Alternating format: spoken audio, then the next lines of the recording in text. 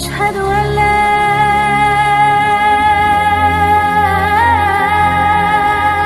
إله إلا الله.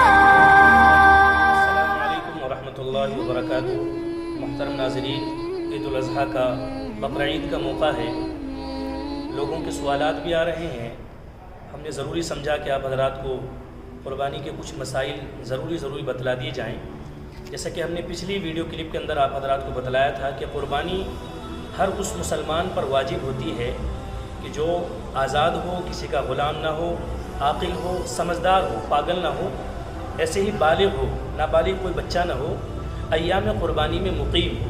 قربانی کے جو 3 دن ہیں، 10 ذی الحجہ، 11 ذی الحجہ، 12 ذی الحجہ، عید کا دن، اس سے اگلا دن اور اس سے اگلا دن، ان 3 دنوں میں اپنے گھر پر ہی ہو، کہیں باہر نہ گیا ہو. اگر باہر کہیں گیا ہوا ہے تو وہاں 15 دن سے زائد ٹھہرنے کی اس نے نیت کر رکھی ہے.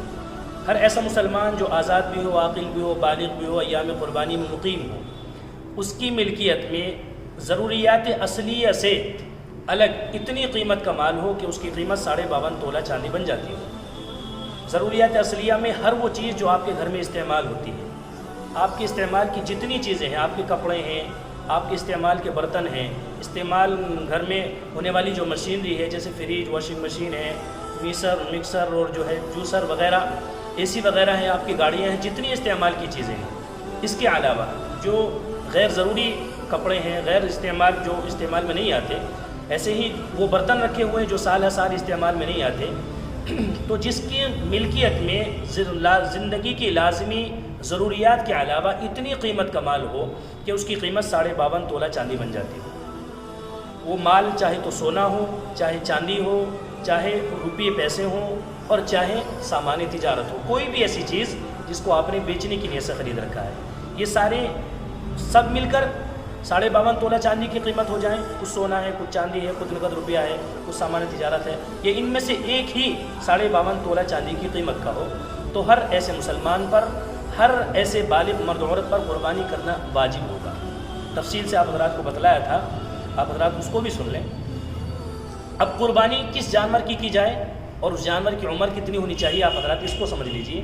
قربانی آپ کر سکتے ہیں بکرا، بکری، ایسے ہی بھیڑ ہے، دمبا ہے، مینڈا ہے، ایسے ہی بھینس ہے، کٹرا ہے، یا ہمارے ہاں جو مختلف جانور ہے، اور اس کے علاوہ اونٹ ہے. بس ان جانوروں کی قربانی درست ہے. ان کے علاوہ کسی اور جانور کی قربانی کرنا درست نہیں ہوگا. تو ان جانوروں میں بھی آپ حضرات یہ یاد رکھیں کہ ان کی عمریں بھی صحیح ہونی چاہیے. اگر ان جانوروں کی عمریں صحیح نہیں ہوں گی تو قربانی پر اثر پڑے گا اور قربانی کرنا درست نہیں ہوگا.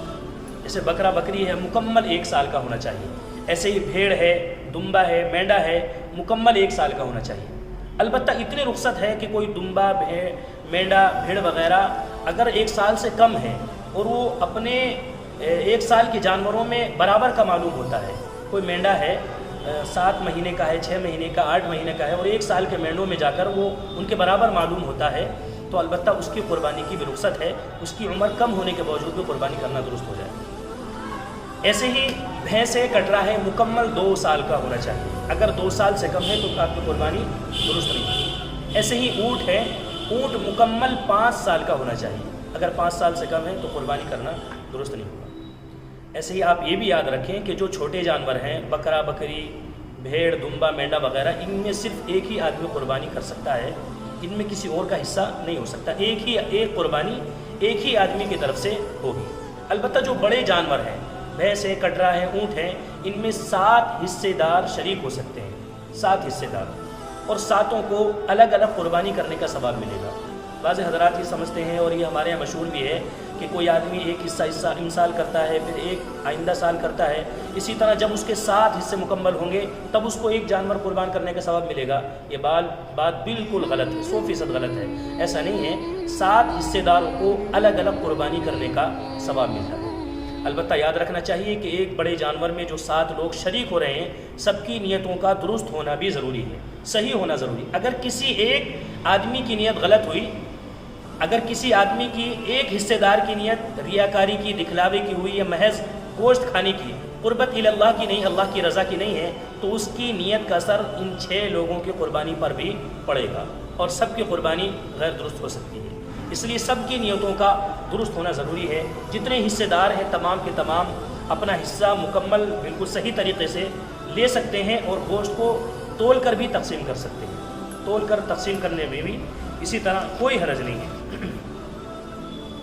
ایسے ہی جس طرح ایک بڑے جانور میں 7 حصے دار شریک ہو سکتے ہیں، ایسے ہی چند لوگ مل کر ایک حصہ بھی کر سکتے ہیں.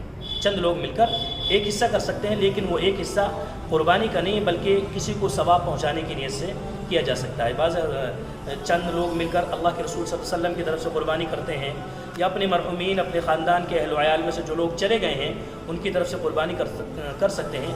اس میں بھی شرعاً کوئی حرج نہیں. چند لوگ مل کر اگر ایصال ثواب کی نیت سے کسی کو ثواب پہنچانے کی نیت سے ایک حصے کی قربانی کریں گے تو یہ اس کی بھی شریعت میں اجازت ہے، گنجائش ہے.